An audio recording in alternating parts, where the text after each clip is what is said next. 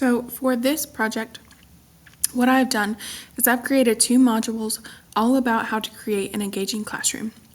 And what I've done, or what the main purpose of this is to identify and implement evidence-based student engagement strategies within the classroom and use those to analyze student engagement data. So your participation in these activities, how long they were on task, and even some of these do have formative assessments that can be implemented into the gradebook. So module 1 is all about your digital strategies. And I started this module out by discussing gamified learning. So for this module, I have created the benefits and the challenges that we see associated with gamified learning. And I've also included a little video for you to watch. There is another podcast here that is mentioned if you click on the link that can give you a little more in-depth information about why we use games in student engagement. After that, I did include a little Padlet where you kind of tell me whether you believe that these activities are beneficial in the classroom. You can scan that QR code, click the link, or if you click plus in this corner right here, you can automatically write your response, and you can even attach photos, or you can upload a file as well for your response. Under that, I discussed 2 of our big game-like technology-based strategies that I use a lot, quizzes and Bookit.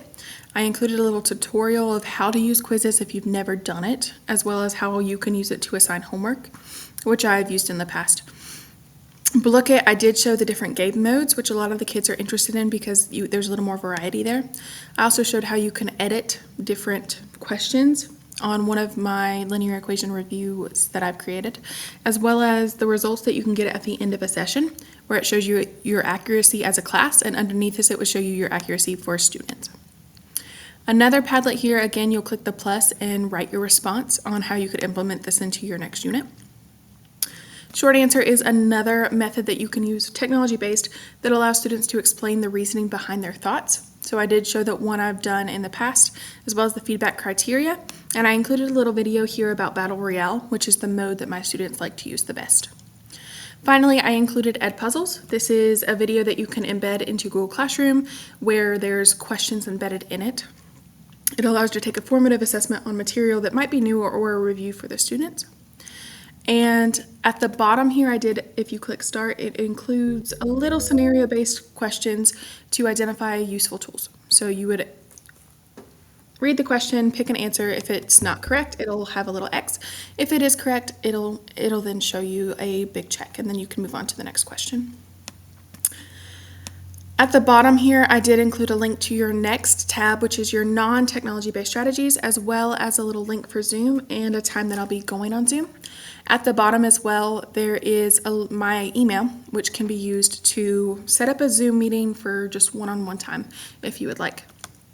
So the other module here that I included was all about your non-technology-based strategies. So things that could be easy in your classroom or are very beneficial if not every student has access to this. So I included at the beginning a little Mentimeter where you can brainstorm some words that would represent what would your classroom be like with higher engagement levels. So again, scan the QR code, click here, and on the side here we will see all of our words together in a little word cloud. I did add 2 words here at the beginning to show as an example, so creativity and competitive. Both of those things we can see in a classroom with a little bit more engagement. Now, I did describe different types of engagement strategies. One of them is physical movement, so there's a bunch of games that you can implement in the classroom. 4 Corners and Bluff are ones that I really like a lot. I did include a couple videos here showing how 4 Corners can be implemented in different style classrooms, so maybe a elementary-based classroom and one that's a little bit of a higher ed. Riddles is another strategy that I use a lot. I included some examples of games that I've used in the past. Movie tickets or exit tickets are also very beneficial. And this one in particular about movies makes it more interesting to the students, which would increase their engagement. Scavenger hunts or question trails, they help with error analysis, and they help it be more student-led than teacher-led. Response rate is a huge one. I use cold calling a lot, make sure that everyone's focused and engaged at all times because they don't know when they're going to be called on. Pass the question, send at starters, and then questions would also increase your high level thinking skills. Now at the bottom, what I've done here, a matchup activity where you're going to match up each of your words with their definitions. You'll click play, and then you'll just drag and drop. So for example, say I'm looking at physical movement. I know that's going to increase your blood flow, so I'd click that. Once I have them all done, I'll click submit answers, and it'll tell me which ones I've gotten correct. At the bottom of this, I have again included a slide back to our digital strategies, as well as when that Zoom meeting will be, and our password, which is engage. Hope this helps. Thank you.